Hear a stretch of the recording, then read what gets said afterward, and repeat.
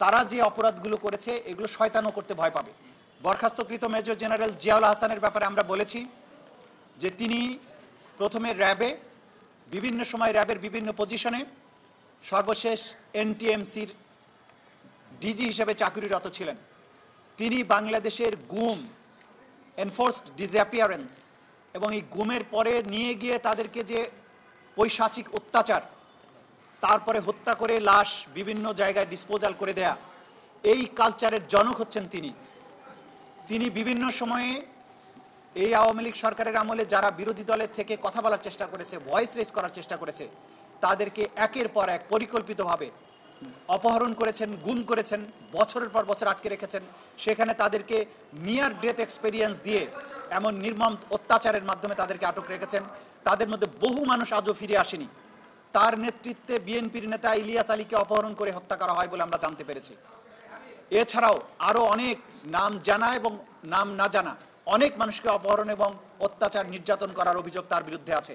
তার পৈশাচিকতার যে স্ট্যান্ডার্ড, সেটা কেবলমাত্র 90-এর দশকে বসনিয়া হার্জেগোভিনায় সার্বিয়ান বাহিনী যে অ্যাট্রোসিটি চালিয়েছিল, যে গণহত্যা চালিয়েছিল, যে ধরনের অত্যাচার করত, সেই অত্যাচারের সাথে আমরা তুলনা করেছি।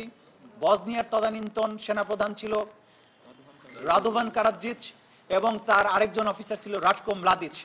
তারা যে ধরনের, তাদেরকে বলা হতো বলকানের কসাই বলা হতো তাদেরকে। আমাদের এই বলকানের কসাইদের মতো বাংলাদেশের কসাই হিসাবে এই জিয়াউল হাসান হত্যাকাণ্ড থেকে শুরু করে অপহরণ, নির্যাতন, গুম এগুলোর সাথে জড়িত ছিলেন। তার বিরুদ্ধে সুস্পষ্ট অভিযোগ এসেছে। তার বিরুদ্ধে জুলাই আগস্টের যে গণহত্যা এবং মানবতা বিরোধী অপরাধ, তার বাইরেও বিগত সরকারের পুরো সময় জুড়ে বিভিন্ন সময় তার দায়িত্ব পালনকালীন সময়ে যত গুম হয়েছে, সব গুমের অভিযোগের তীরটি তার বিরুদ্ধে গিয়েছে। এর বাইরে যাত্রাবাড়ি থানার একজন অফিসার ছিল, যে যাত্রাবাড়িতে কয়েকশো ছেলেকে গুলি করে হত্যা করা হয়েছে নির্মমভাবে, এবং সরকার পতনের পরও মানুষ হত্যা করা হয়েছে। সেই থানার যে ওসি আবুল হাসান, তার কথা আমরা বলেছি।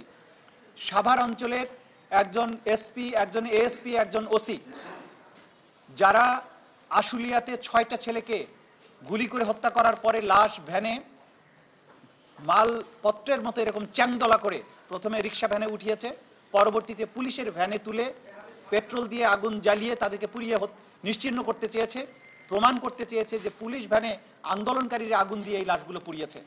তারা যে অপরাধগুলো করেছে এগুলো শয়তানও করতে ভয় পাবে। প্রত্যেকটা অফিসারের ব্যাপারে সুনির্দিষ্ট যে সমস্ত অভিযোগ ছিল সেগুলো আমরা সুনির্দিষ্টভাবে তুলে ধরেছি এবং আমরা আদালতকে অবহিত করেছি যে আমরা এই সমস্ত এভিডেন্স যা পাচ্ছি সেগুলো কালেক্ট করে আমাদের তদন্ত সংস্থা বিচারের উপযোগী করে আন্তর্জাতিক স্ট্যান্ডার্ড ফলো করে সমস্ত ডিজিটাল এভিডেন্স, লাইভ এভিডেন্স এমনভাবে আমরা আদালতের সামনে প্লেস করব, ক্রিস্টাল ক্লিয়ারভাবে অপরাধীরা জানতে পারবে তাদের কি অপরাধ ছিল। গোটা বাংলাদেশ, গোটা দুনিয়া দেখবে এই বিচারটা স্বচ্ছ এবং ফেয়ার হয়েছে। সেই ধরনের এভিডেন্স প্রিপেয়ার করার জন্যে আমাদের যুক্তিসঙ্গত সময় দরকার। আমরা 2 মাস চেয়েছিলাম, আদালত 1 মাস সময় দিয়েছেন এবং পরবর্তীতে কত তারিখ, 19শে ডিসেম্বর এই মামলার পরবর্তী তারিখ নির্ধারণ করেছেন।